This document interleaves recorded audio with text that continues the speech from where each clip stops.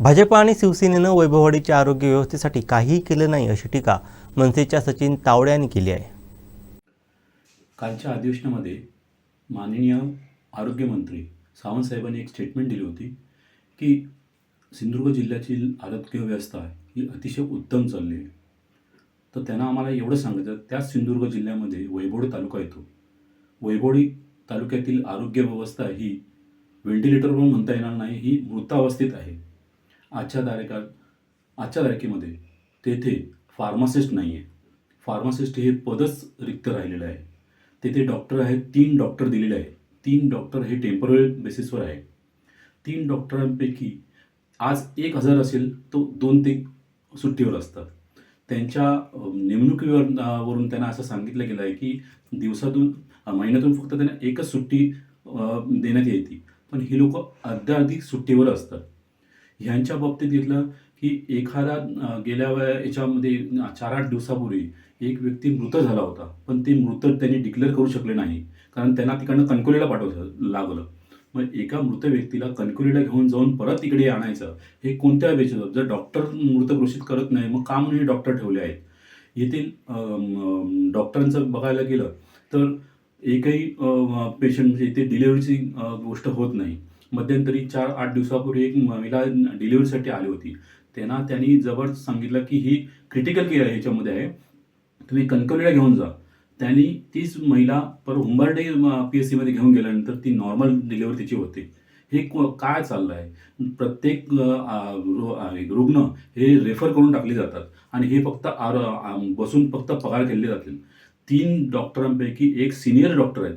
आज कित्येक वर्ष ते इथेच आहे. फक्त जेव्हा त्यांची टेम्परवरून ट्रान्सफर होते त्यावेळेला हे कोणत्या तरी राजकीय पुढारच्या करतात आणि आपले ट्रान्सफर करत कॅन्सल करून घेतात.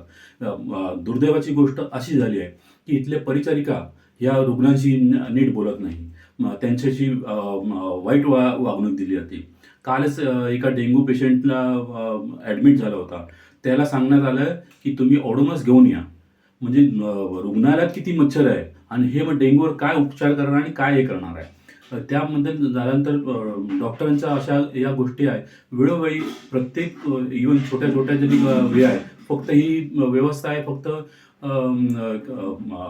हे करण्यासाठी आहे की फक्त ताप आणि सर्दी खोकल्यासाठी जे हॉस्पिटल आहे.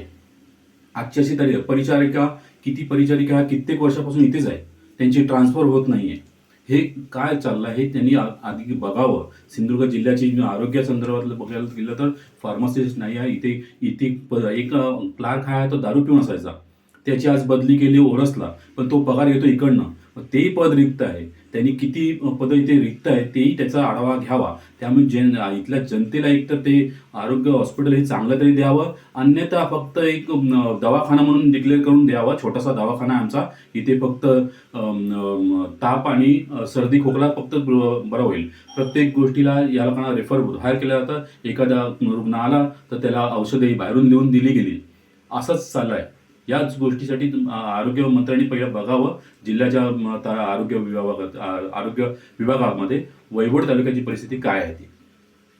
वैभववाडी तालुक्यातील जनतेचं दुर्भाग्य असं आहे की ज्यावेळा महाविकास आघाडी सत्तेत होती त्यावेळी येथील भाजप कार्यकर्त्यांनी याच आरोग्य विभागाबद्दल आंदोलन केलं होतं, टाळा लावला होता या सर्वच गोष्टीसाठी. आणि आज महाविकास आघाडी सत्तेत असताना शिवसेनेच्या उभाटा गटाने आंदोलन करावं लागलं. दोन्ही पक्षांनी आरोग्य व्यवस्थेबद्दल काही केलं नाही. जनतेला फक्त एक होल देण्याचं काम, आम्ही काहीतरी करतो ना आम्ही काय करतो. आणि जनता अजूनही त्या आरोग्य हॉस्पिटलबद्दल निराशा आहे. प्रचंड निराशा वैभववाडी तालुक्यातील जनतेमध्ये आहे की आरोग्य विभागामध्ये त्यांना योग्य त्या सुविधा मिळत नाही. प्रत्येक वेळा त्यांना ओरस कणकवलीला जावं लागतं. आमचे दिवसभरातले सर्व अपडेट्स, ताज्या घडामोडी आणि थेट लाईव्ह पाहण्यासाठी सबस्क्राईब करा, लाईक करा कोकणचं नंबर 1 महा चॅनल कोकण 7 लाईव्हचं YouTube चॅनल.